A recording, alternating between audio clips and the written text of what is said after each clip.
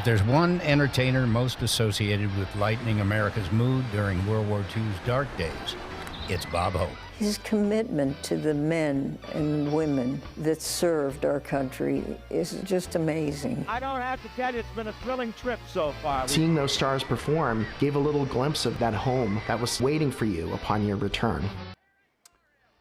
That's a clip from a new documentary streaming now on PBS about how legendary comedian Bob Hope and a troupe of entertainers traveled 80,000 miles during World War II to lift the spirits of American service members. It's full of interviews and with veterans and Hollywood historians, and it's narrated by Gary Sinise. Tim Gray is the director of Miles, Morale, and Memories, Bob Hope and World War II.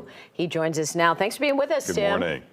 Larry and Robin, it's great to be on. Thank you for having me. So, it's just ingrained in our minds, even though it's before our time, that Bob Hope was the guy who went and entertained the troops. But was he the first person to do it, or was he just the first person that it caught on big? He's really the first person that caught on big.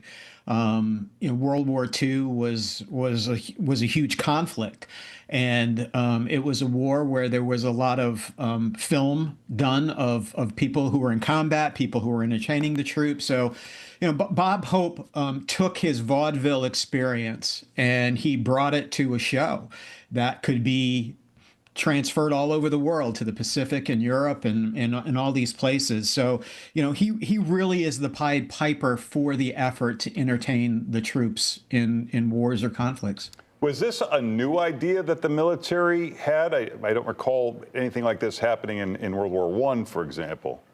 Yeah, it was, Bob's producer. He had the #1 rated radio show in the country on NBC at the time, the Pepsodent Show. Bob's producer said, hey, why don't we take the show to a live military audience and see what the response is? So even before Pearl Harbor, he had done a show at March Field in California.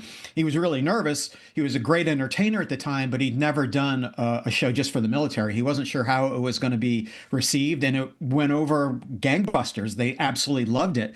And then he started to do more domestic shows around the United States. And then after Pearl Harbor, he went to Europe. He went to the Pacific with his troupe of entertainers. So it was not only Bob, it was Jerry Colonna, it was Francis Langford, Patty Thomas, Tony Romano.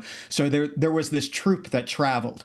And when you think about 80,000 miles today, it doesn't seem like a lot, but in the middle of a world war on propeller-driven aircraft, it wasn't the jet age. Yeah. It was pretty incredible the lengths they went to entertain the troops. And it was dangerous to them, too, Yeah. you forget.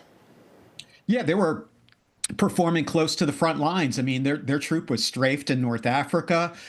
They had a couple incidents with planes. They had to dive into foxholes in the Pacific.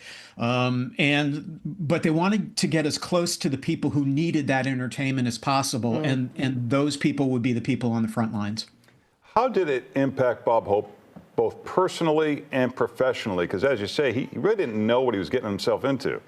Yeah, it helped him out either way. I mean, he built an audience that was there for the rest of his career. I mean, he came back from World War II and obviously entertained in Korea and Vietnam, and his last actual foray into entertaining the troops was in the early 1990s in Afghanistan. So he knew he was building an audience for himself post World War II, but he also was just genuinely happy to be doing what he was doing. He wasn't an American citizen. He became an American citizen. Eventually, he was born in England. He was just happy to be an American, and everything that America did for him, he wanted to bring in his shows around the world, and that's what he did. I had no idea how invested he was with the troops that he met. And tell people what he did when he came home, when he met a soldier, and reaching out to their families. Yeah, times were different back then. It took a long time for a letter to get home, 2 or 3 months sometimes. And so once in a while, a soldier or a Marine or somebody on a base would hand him a letter and say, hey, when you get back to the States, could you deliver this to my parents up in LA? And he would show up at their front door, and there'd be a knock at the front door, and it'd be Bob Hope with a letter from their son Buster, who was out on Pavuvu in the Pacific, some island never heard of. And he would also be asked, given phone numbers, to call family members back home, and he'd get home and he would do that as well. So that goes above and beyond someone who's just out there just to entertain. I wondered if you discovered any, official assessment by the military to say, hey, this whole entertainment thing, this really has an impact on morale, an impact on fighting, and so on. This should have been part of our strategy all along.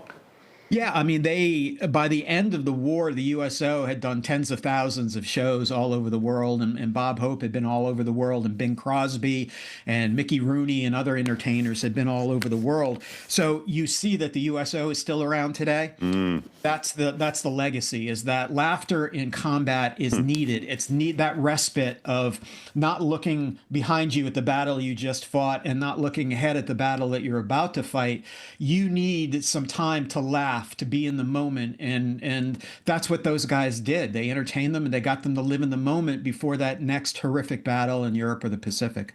Miles Morale and Memories, Bob Hope in World War II is streaming on PBS, and you can find Tim on Instagram. Thanks, Tim. Appreciate it. Thank you, guys. I appreciate it. Have a great day. You too. You too.